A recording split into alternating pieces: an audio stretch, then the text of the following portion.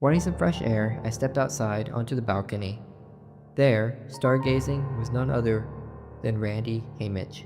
I stood next to him and he acknowledged my presence, yet we didn't speak to one another for a couple minutes. Finally, Randy broke the silence. I don't know how you do this. I leaned against the balcony railing, turning to face him. Do what? Just look at the stars and know all of it. I laughed. I don't know all of it, just a good portion. You just need to know where to look. What do you mean? I grabbed his hand and pointed it towards the sky. Do you see those 3 bright stars? Yes. That's Orion's belt. Why am I looking at his belt? I smiled. Well, now you just have to zoom out and boom! There's Orion. I looked at his face as he looked up, but it wasn't Randy anymore. It was Jeff. I couldn't move as he sniffed my red hair. So beautiful. He moved away from me, blood dripping from his widened smile. It's okay, Jane. You belong here. Just look up. I look up and see my mother, my dad, Marie, Casey, Nina, and Randy, all with their faces carved like Jeff's. Jeff continued, They're all happy now, and burning, just like you. I look down and see the flames at my feet. I can't scream. The tape is on my mouth. I can't move. I'm tied down. I just let the flames encompass me. Then, I wake up. It was all a dream. The same dream that I had every night. I get up and go to the bathroom, looking in the mirror. I see the heart-shaped scar on my cheek, and am reminded that not all of it was a dream. It is now December 8th, 2011. Over 2 years since I last stepped in Brookbend. Over 2 years since the Richardson family fire. I am 21 years old, yet still can't legally drink since I was never issued an ID. I guess they don't give those to missing people. After the fire, I ran as far as my legs would take me. However, once my adrenaline ran out, that was not very far. I walked along the side of the road till a trucker found me. Based on my state, he believed that I was a victim of an abusive home and I didn't bother to correct him. He told me he was on his way to Chicago. I lied and told him I had family up there who I could live with, and that was that. For the past 2 years, I've been crammed in an apartment in downtown Chicago.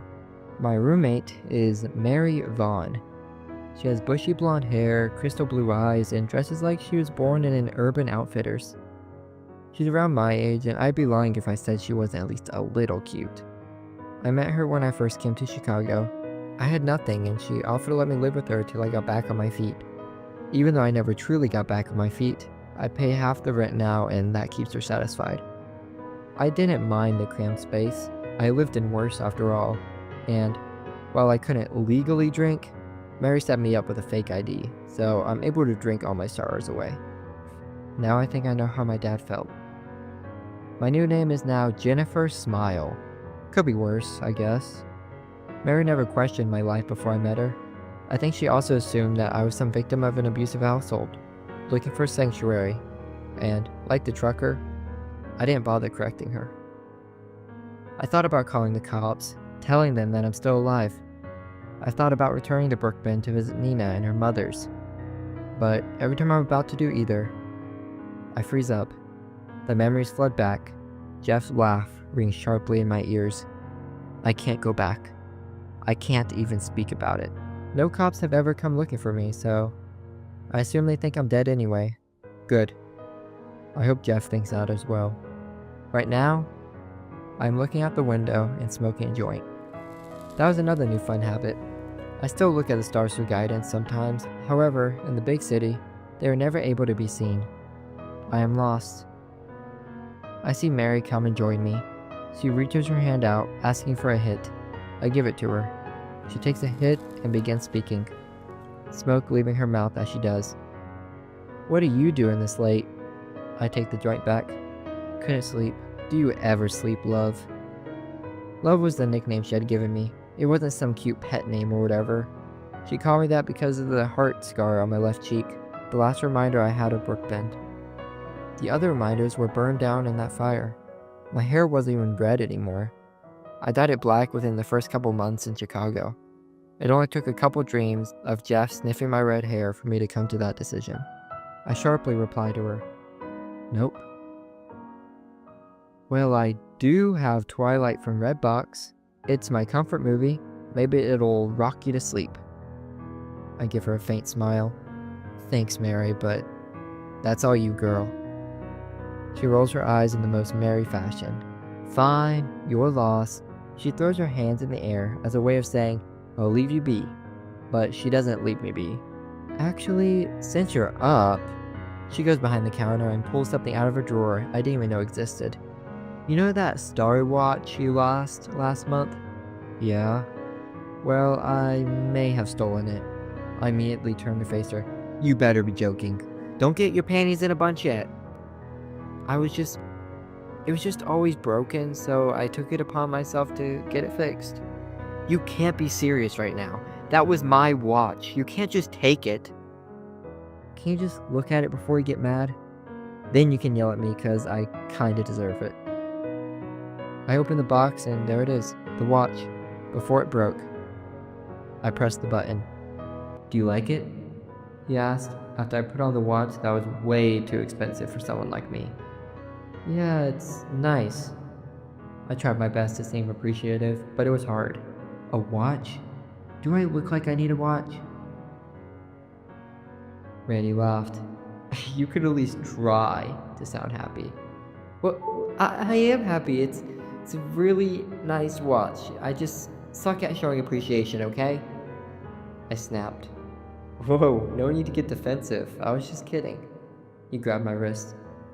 "Plus, I know a watch is kind of a stupid gift." He clicked the button on the side and the inside lit up in the form of a constellation. The constellation. "It's Orion. You have it bookmarked in that astronomy book you carry around all the time, so I figured..." I didn't know what it was. Maybe it was because it was allergy season. Maybe it was because I had been up the entire night prior. Maybe it was because Lil Nina was driving me crazy with the same game over and over again. Maybe it was just an emotional day. Whatever the reason, I broke down. Tears rolled down my face as I stared at the watch. Randy was thrown off. "Fuck, I didn't know it was that bad of a gift." I rubbed my eyes and hugged him. "Thank you." I look up at Mary, eyes filled with those same tears. "I don't deserve a friend like you." "In a good way or bad way?" I tightly hug her. "In a good way, you thief." I break away and put the watch on my wrist, where it belongs. What's with the watch anyway? No offense, but it's a little expensive for someone currently living paycheck to paycheck. I freeze and Mary immediately regrets her question, as if it would trigger a traumatic response for me. "Oh, I didn't mean to pry. I'll just leave you be." "No, it's fine, Mary. It was just a gift from someone I used to know." "Rich friend?" Yeah, he was." Mary finally left, and it was just me and my watch. I pressed the button again and watched the Orion constellation light up. I squinted my eyes. "There it is! I see it!"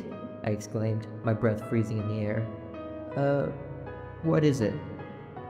"That's Orion's belt." "His belt? Where's Orion?" My 8-year-old brain didn't understand why my mom had me looking at some guy's belt. She chuckled. "Look around. Do you see him? There's his torso and his club, and there's his shield. That looks more like a bow. Then it's a bow. That's the beauty of stars. They're what you make of them." She smiled, then continued. "Orion was a giant hunter-warrior in Greek mythology." A hunter-warrior.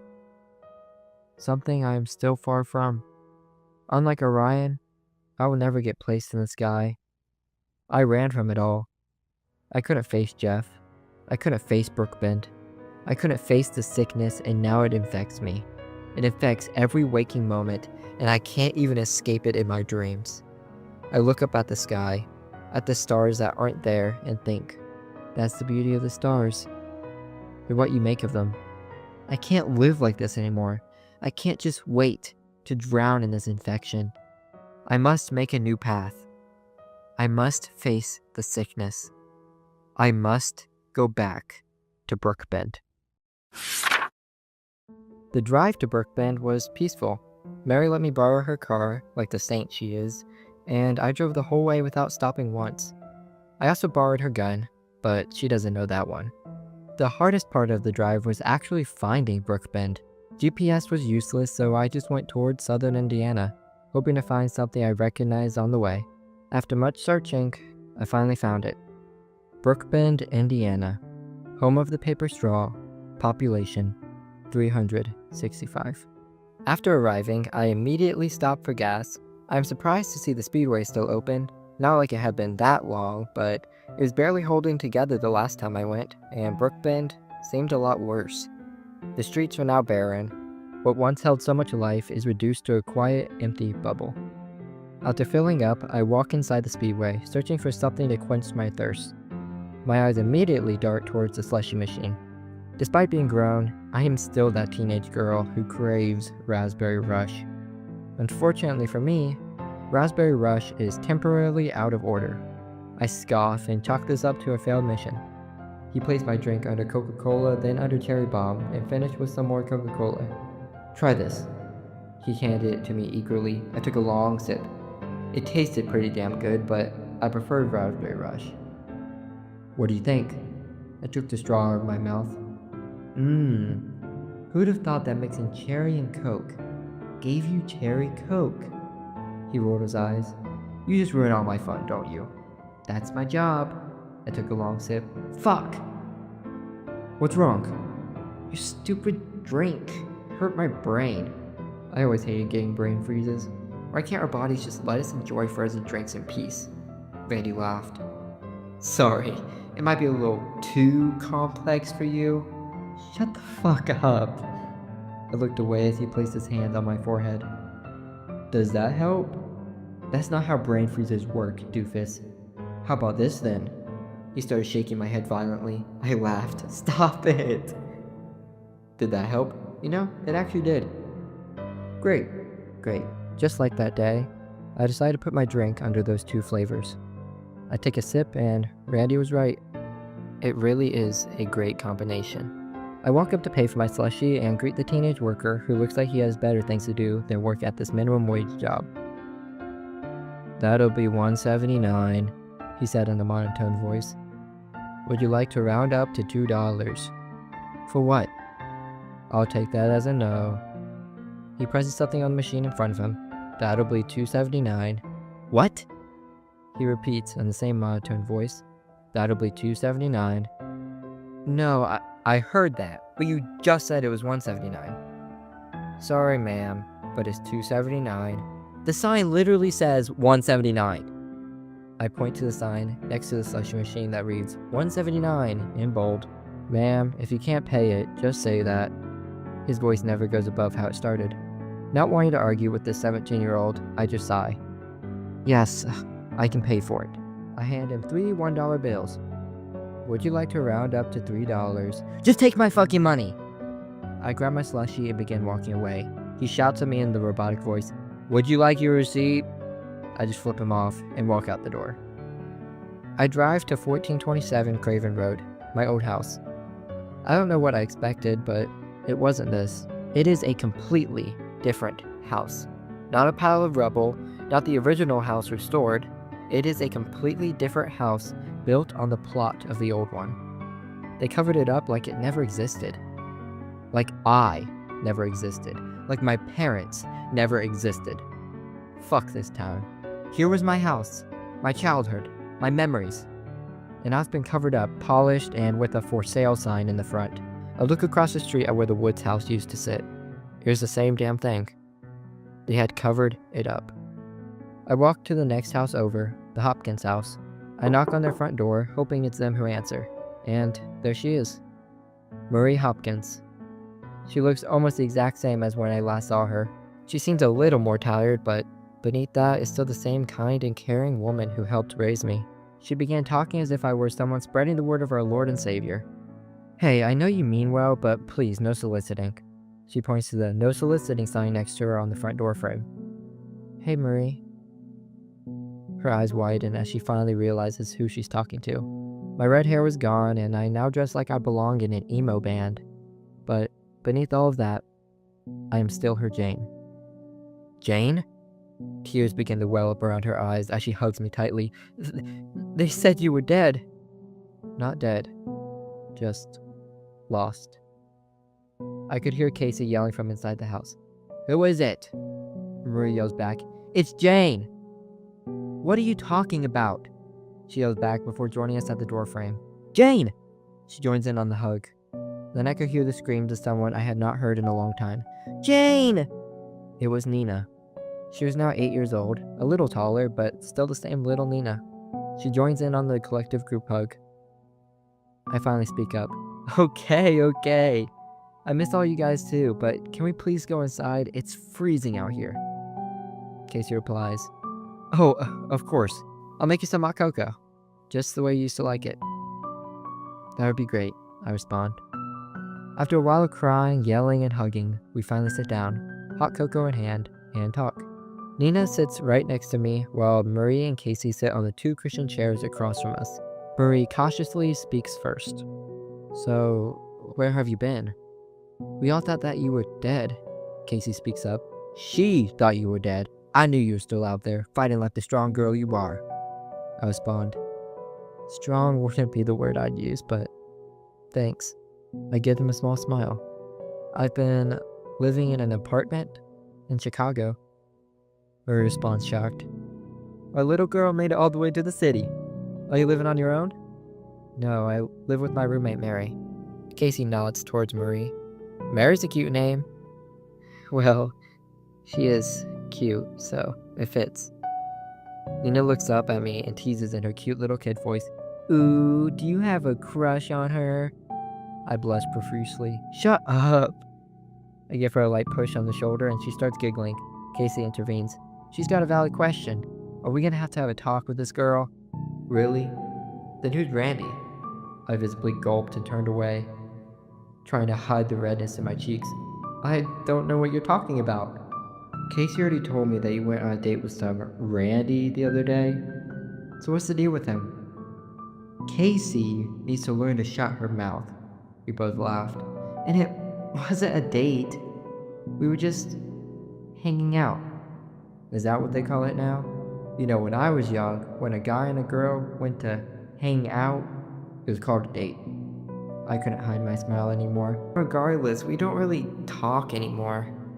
My smile faltered. So I don't have to talk with this Randy kid?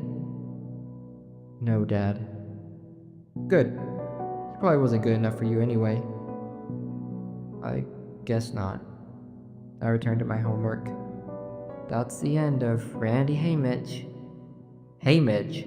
Like my boss, Jonathan Haymitch? That's the one. We have to get him back now. I could get a raise, he joked. I laughed. Wow, such a switch up. Only date a guy if it benefits my dad. He laughed back. Exactly. Plus, it would benefit him too. Any guy would be lucky to have you in their life. I smiled, the warmth in my cheeks returning. Damn right. I shake the memory violently out of my head. Can we please talk about something else? Noticing my eagerness to change the subject, Casey obliges. Okay, then what do you want to talk about? I don't know, I was missing for Christ's sake. That's something to talk about. Shouldn't you guys be hitting up the hotline or something? Not worth it, Marie responds. They stopped looking for you about a year ago. Really? That fast? Yeah. They've been doing overtime to cover up everything with... She cuts herself off. Nina, can you go to your room while the adults talk? Nina retaliates. But... No buts. Just go to your room, please.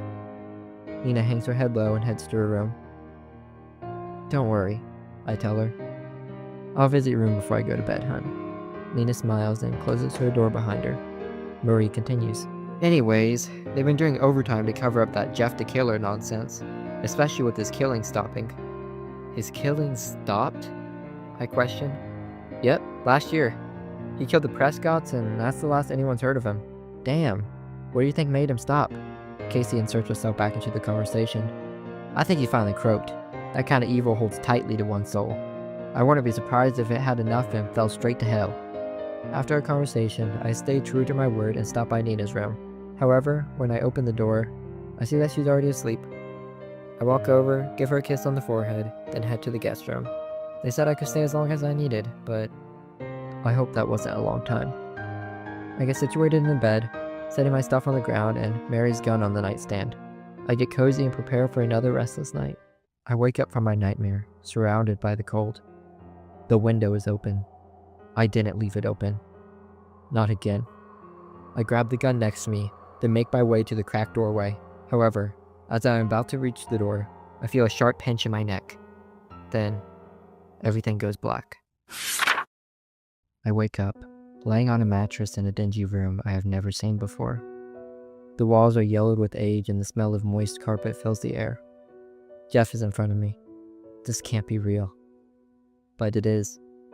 Jeff is actually here in front of me, the demon of Brookbend and his disgusting smile. His hair has grown out and whitish blonde strands grow from his roots, pushing away his dyed black hair.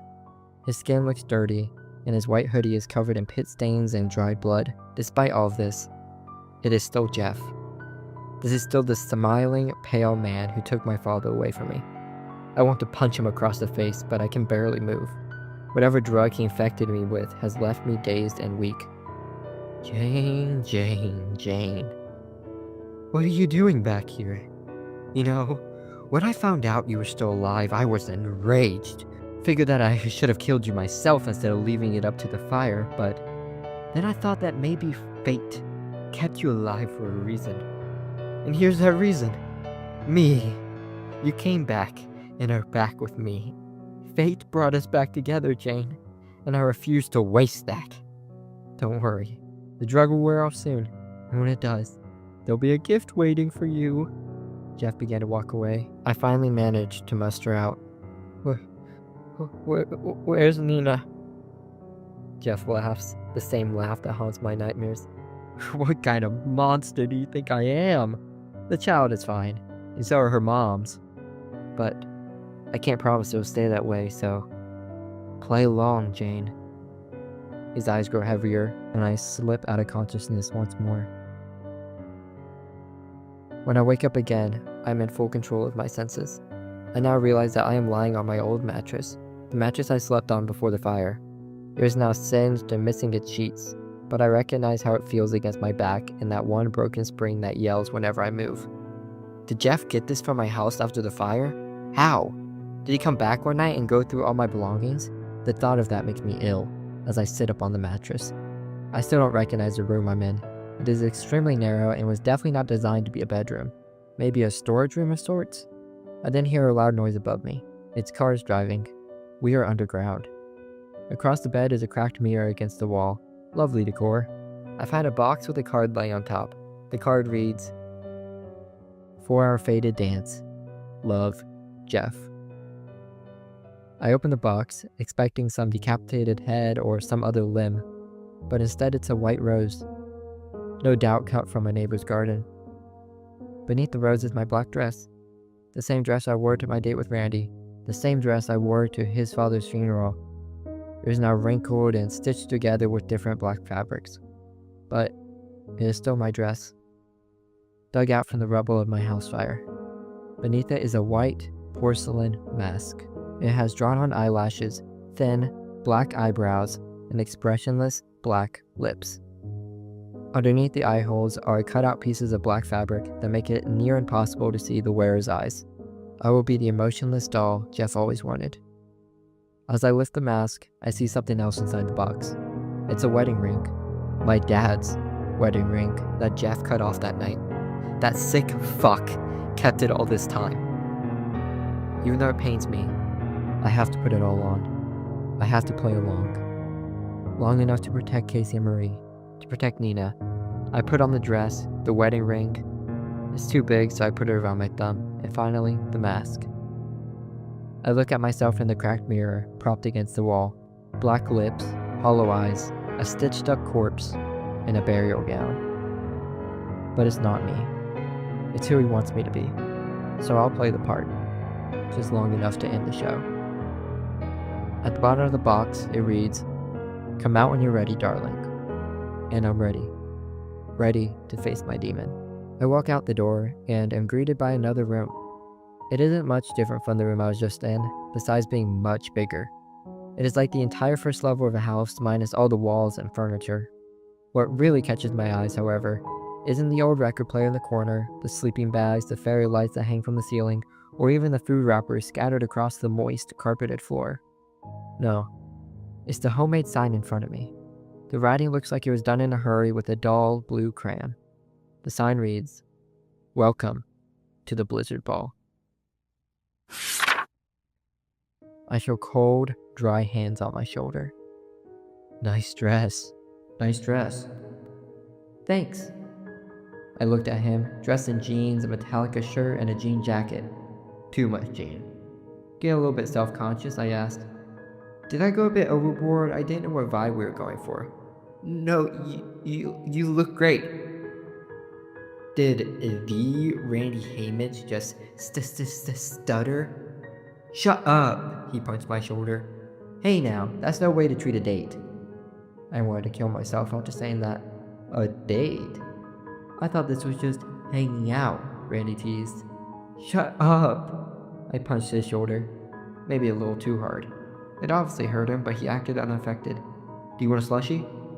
"Do you even know me, Randy Hamage?" But it isn't Randy Hamage this time. And this isn't the gas station. This is Jeff the Killer. And I am on his sick, twisted stage. I remain silent. Jeff walks over to the record player and pulls out a record labeled Stephen Foster Collection. He puts it into the machine and it plays some melancholic song I've never heard before.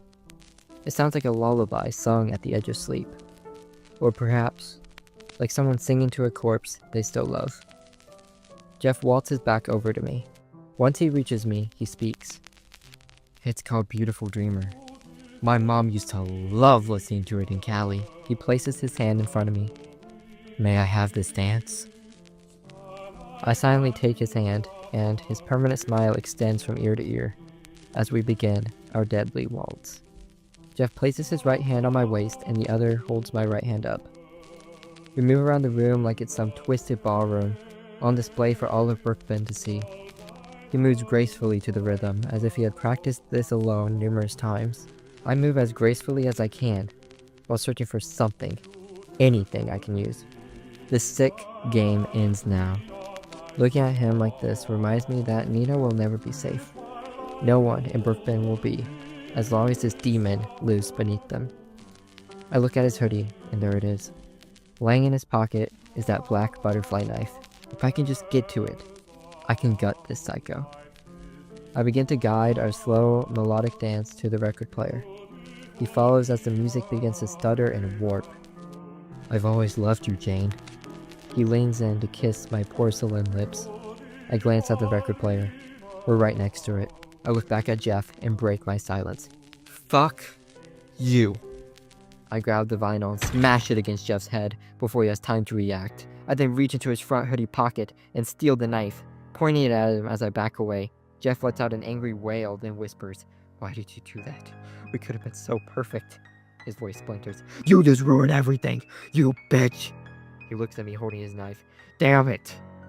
It's over, Jeff. This sick fucking game is over. Jeff just laughs, an ear-piercing laugh. It's like a child who won a game, unable to hold back their excitement. "It's over?" He keeps laughing.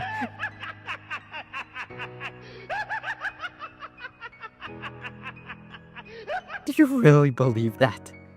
I'm not that sick little puppy dog you pitied in the hallway anymore, Jane." He stares at me with his predatory gaze. "No, I'm so much more than that now." He charges at me.